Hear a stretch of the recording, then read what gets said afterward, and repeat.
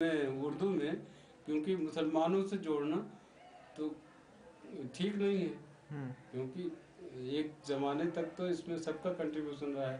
سب سے بڑا شاعر یا سب سے، آپ دیکھیے پریم چند کرشچندر اور شاعری میں بیدی دیکھ لیجئے، اور آج تک ابھی جو ہے پروفیسر گوپی چند آنند، گلزار دہلوی، یہ کوئی مسلمان تھوڑی ہیں، لیکن اس میں ان کا کنٹریبیوشن ہے. بغیر ان کے کنٹریبیوشن کے اردو لٹریچر کی، اردو زبان کی ہسٹری آپ نہیں لکھ سکتے.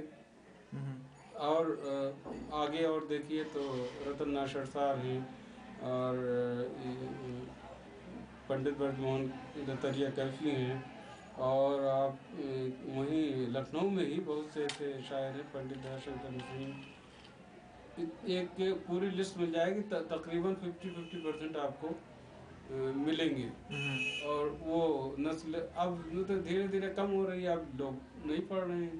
اب جب سے اس کو پولیٹیسائز کیا گیا، زبان کو ہر چیز سے جو ہے ریلیٹ کر کے مذہب سے کیا جانے لگا، ویسے ہی دھیرے دھیرے ہوگی کم. لیکن اب اس کو اردو مسلمان بھی تو نہیں پڑھ رہے ہیں. اگر مذہب کا کمپلسن ہوتا تو مسلم پڑھتے، لیکن وہ مسلم بھی نہیں پڑھ رہے ہیں. کیا وجہ؟ وجہ یہ ہے نا کہ ہر چیز کی ایک وہ ہوتی ہے کہ انگلش کیوں پڑھ رہے ہیں، انگلش پڑھ کے نوکری ملے گی، انگلش پڑھ کے ان کے اور جو کاروبار کر سکتے ہیں اس میں آسانی ہوگی، کمپیوٹر آپریٹ کرنے میں آسانی ہوگی. دوسری چیز کیونکہ جو اس سے آپ کے سماج سے، روزی روٹی سے جو چیز جڑی ہوئی ہے، اس سے اسی کو لوگ اپناتے ہیں. اور یہ ہے کہ ویسا انتظام بھی نہیں ہے کہ پراپر کہ وہ زبان سیکھ سکے. اب آج کے زمانے میں اگر آدمی سیکھنا چاہے تو پہلے فرسٹ پریفرنس انگلش، ہندی، اور پھر اس کی دوسری زبان سیکھنی پڑے گی. مذہب کے طور پر اگر سیکھنی ہے تو مسلمان تو عربی سیکھے گا، ہندو جو ہے سنسکرت سیکھے گا. اس کا لٹریچر تو مین لٹریچر تو اسی میں ہے. تو لیکن اب ہندی، انگریزی کے بعد ہندی جو ہے وہ روزی روٹی سے جڑی ہوئی ہے.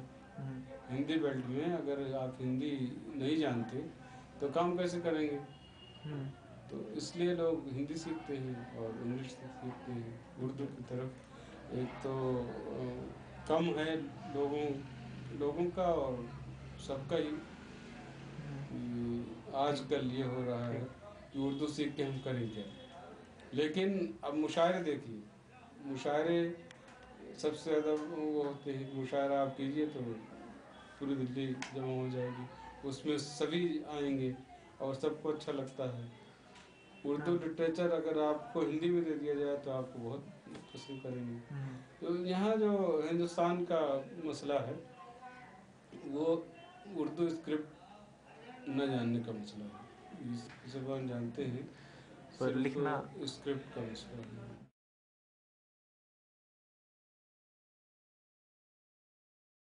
تو کیا کرنا چاہیے تاکہ زیادہ لوگوں کو وہ اسکرپٹ آئے؟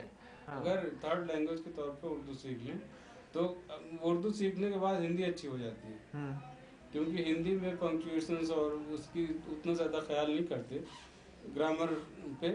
اردو میں بہت ساری چیزیں پرفیکٹ ہوتی ہیں. آپ اردو پروز لکھیں یا اردو شاعری لکھیں تو وہ ایک طرح سے گرامرٹلی پرفیکٹ ہوتی ہے. ہندی میں تھوڑا سا چل جاتا ہے، یہ بھی ٹھیک ہے وہ بھی ٹھیک ہے.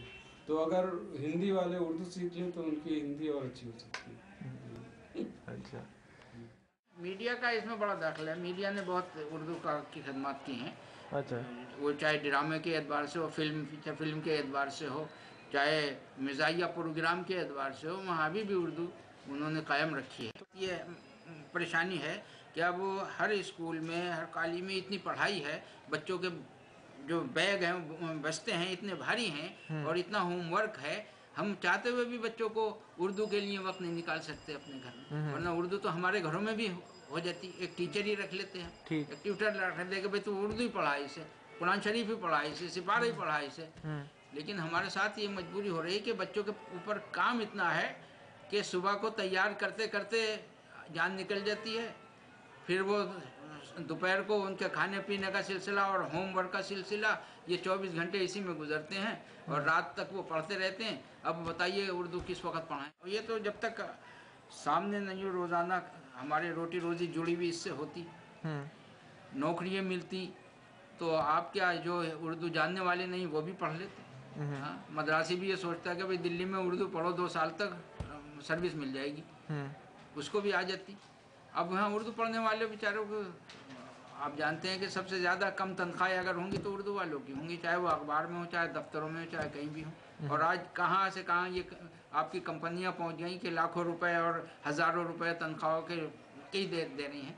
तो अब उर्दू वालों को तो रोटी रोजी से का ताल्लुक़ रहा ही नहीं, और जहाँ है थोड़ा बहुत तो वहाँ बहुत थोड़े गिने चुने पैसे मिलते हैं।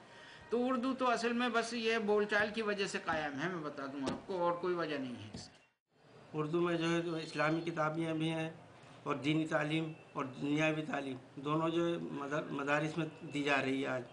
Modernisation of madrasa education government of India की एक स्कीम है, उसमें जो है वो इंग्लिश, मैथ और साइंस, इसके लिए 3 टीचर दे रहे हैं, उनके इसके लिए ग्रांट भी गवर्नमेंट ऑफ इंडिया दे रही है।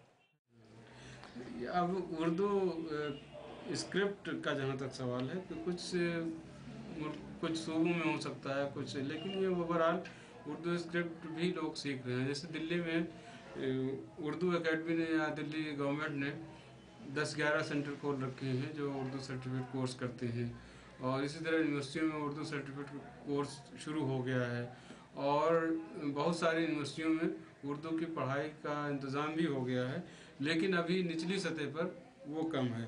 लेकिन अगर ओवरऑल आप देखें कि उर्दू तमाम मुल्कों में फैल रही है, सीख रहे हैं लोग, और ये एक